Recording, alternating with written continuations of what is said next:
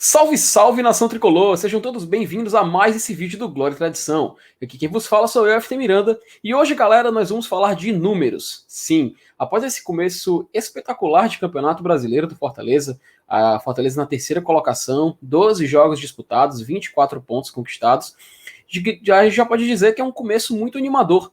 E o torcedor do Fortaleza começa a fazer algumas contas, sim, e diferente de outros anos, a gente não está fazendo somente contas para não cair. Esse ano, com esse início espetacular da equipe, nós podemos começar a fazer algumas projeções, tanto para a Copa Sul-Americana quanto para a Copa Libertadores. Tem até uns torcedores que estão fazendo contas para título, mas espera lá, pessoal. Hoje a gente vai trazer aqui algumas médias de colocações em posições cruciais nesse Campeonato Brasileiro.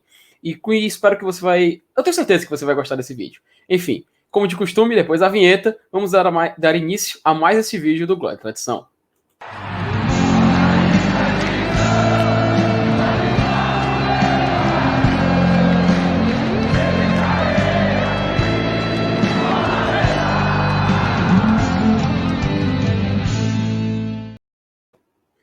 Então, pessoal, como prometido, estamos aqui de volta e já com essa tabelinha aqui na tela. E é muito interessante porque eu preciso explicar algumas coisas antes da gente começar a fazer essas contas. Eu trouxe aqui para vocês uma tabela contendo as 10 últimas edições do Campeonato Brasileiro. E com elas, a pontuação final de cada equipe em cada uma dessas posições que estão na tela. As posições que foram escolhidas para poder fazer esse cálculo foram a primeira, obviamente, para pensar em caso alguém pense em título. Eu nem digo do Fortaleza pensar em título, não, mas é mesmo para trazer por essa curiosidade. Nós também temos a quarta colocação, que é a última colocação que você consegue uma vaga direta na fase de grupos da Libertadores atualmente. Eu ainda vou explicar por que estou usando essa palavra atualmente.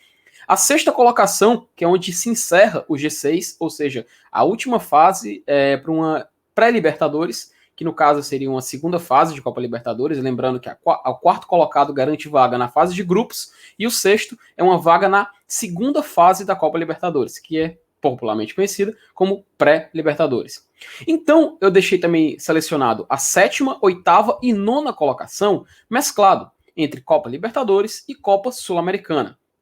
Aí você se pergunta por quê? A gente tem que lembrar que caso o campeão da Copa do Brasil esteja dentro do G6, o campeão da Copa Libertadores e o campeão da Copa Sul-Americana, caso esses três equipes estejam presentes ali em cima, o sétimo, oitavo e o nono colocado também garantem vaga na Copa Libertadores. Afinal, abrem essas vagas a mais e pode até o nono colocado ir para a maior competição continental do nosso continente, né, que é a América do Sul. E continua o seguinte, caso não tenha essas vagas, o sétimo, o oitavo e o nono vão para a Copa Sul-Americana. Então é importante a gente deixar bem claro que pode ser tanto para a Copa Libertadores ou para a Copa Sul-Americana essas posições. O décimo colocado até o 12º, eles são as posições que garantem vagas normalmente na Copa Sul-Americana. E isso não vai mudar, porque não tem como ir mais de 9 clubes para a Copa Libertadores, e o 12º colocado é justamente aquela vaga que atualmente é a última, que dá ao clube o direito de disputar a Copa Sul-Americana.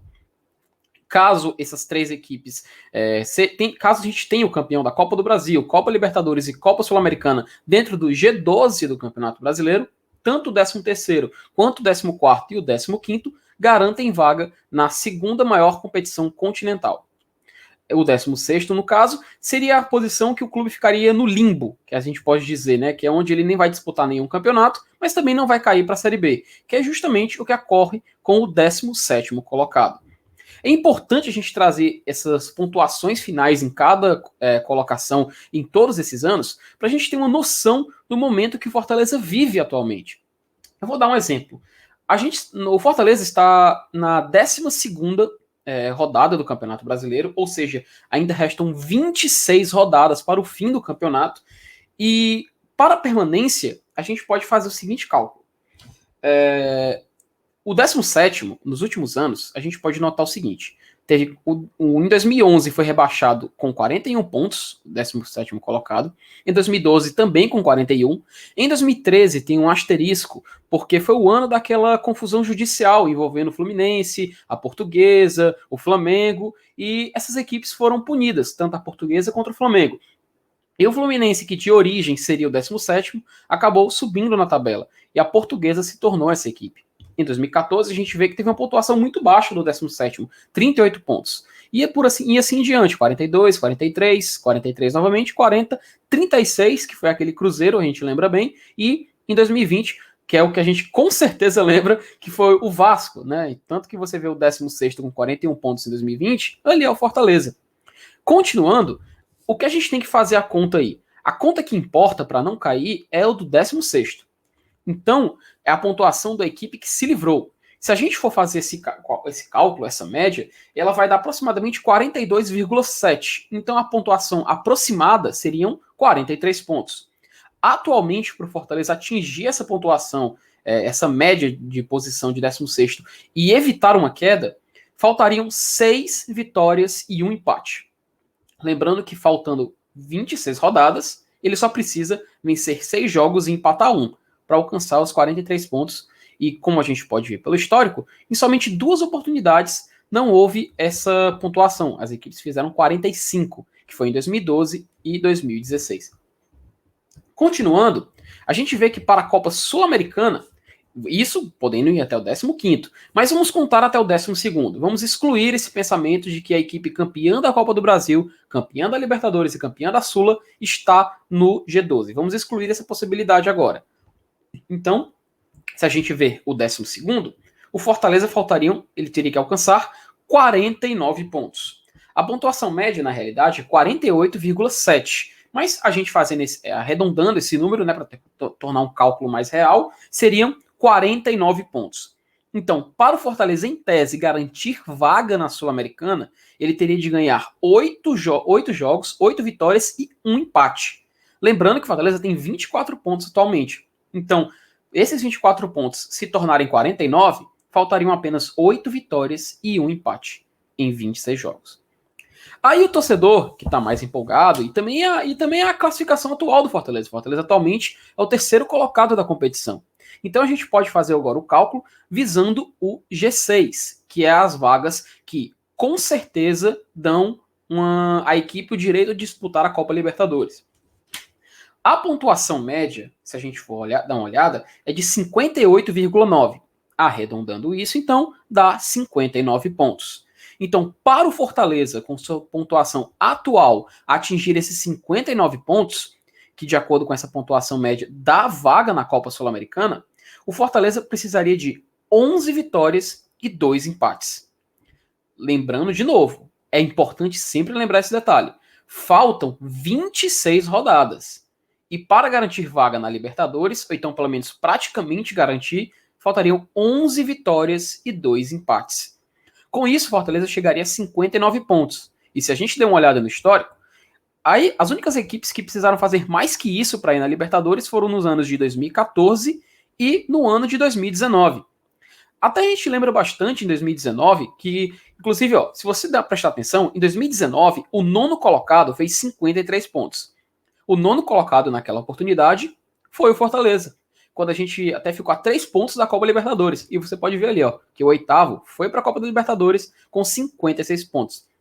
Tem até uma curiosidade, que desse ano a gente teve o campeão da Copa do Brasil dentro do G6, a gente teve o campeão, que foi o Atlético Paranaense, a gente teve o campeão da Copa Libertadores, que foi o Flamengo, que foi o campeão, e abriram as vagas para o 7º colocado e o 8º. A final da Copa Sul-Americana daquele ano poderia ter sido Corinthians e Atlético Mineiro. E se o Corinthians ganha, que foi o 8º colocado, chamaria o 9º para a Libertadores. E esse 9º colocado era o Fortaleza.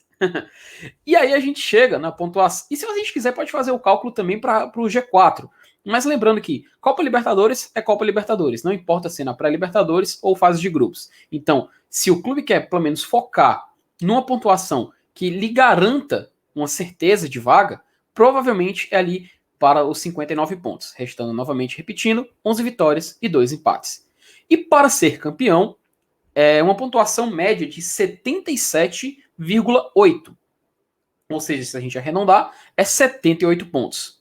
Nós tivemos algumas exceções em relação a equipes que fizeram menos que isso, como você pode ver na tela, que em 2014 foi o Cruzeiro, que fez 80 pontos. Em 2015, né, a gente vê também 81, em 2016 a gente vê 80, em 2018 a gente vê 80, que foi o Palmeiras. Em 2019 o Flamengo foi extraordinário, fez 90 pontos, levantou essa média lá para cima. E em 2020 a gente vê que o mesmo Flamengo fez 71, que foi talvez a pontuação mais baixa junto com 2011 nesses últimos 10 anos. Então, para o torcedor do Fortaleza que está acompanhando, está muito empolgado nesse início de campeonato, a gente tem que deixar bem claro: é real a possibilidade de vaga em torneio internacional. Até porque, caso a gente, como já foi repetido, tenha o campeão da Copa do Brasil, da Sul-Americana, da Copa Libertadores dentro dos 12 primeiros, poxa, até o 15º vai garantir vaga. E isso é 45 pontos. Fortaleza tem 24. Então é um cenário muito real de disputa de torneio sul-americano na próxima temporada. É claro, saber que torneio vai ser esse é muito difícil a gente prever. Mas no ritmo de pontuação, no aproveitamento que a equipe está tendo, é muito real a possibilidade do Fortaleza disputar uma das duas maiores competições do nosso continente. Enfim, pessoal, é um cenário real, a gente pode acreditar nisso e a gente espera que o nosso Leão consiga suprir nossas expectativas adiante. Enfim, espero que vocês tenham gostado do vídeo de hoje. A gente tentou trazer aqui alguns números, algumas probabilidades de quanto falta para alcançar esses objetivos e ficamos na torcida. Afinal, nós somos torcedores do Fortaleza e esperamos sempre o melhor para o nosso clube. E galera, se você não é inscrito aqui no Glória e Tradição, se inscreva no nosso canal, compartilhe esses vídeos nos grupos de WhatsApp, até para o pessoal ficar informado e saber o que o Fortaleza precisa para chegar longe no Campeonato Brasileiro. Clica no gostei, né? E, enfim, espalhe a palavra do Glória e Tradição. É sempre uma honra estar aqui falando de Fortaleza para vocês e agradeço demais você ter ficado aqui até o final do vídeo. Enfim, espero que a galera curta e tenha gostado muito desse vídeo do GT e, como de costume, meus amigos, passa adiante.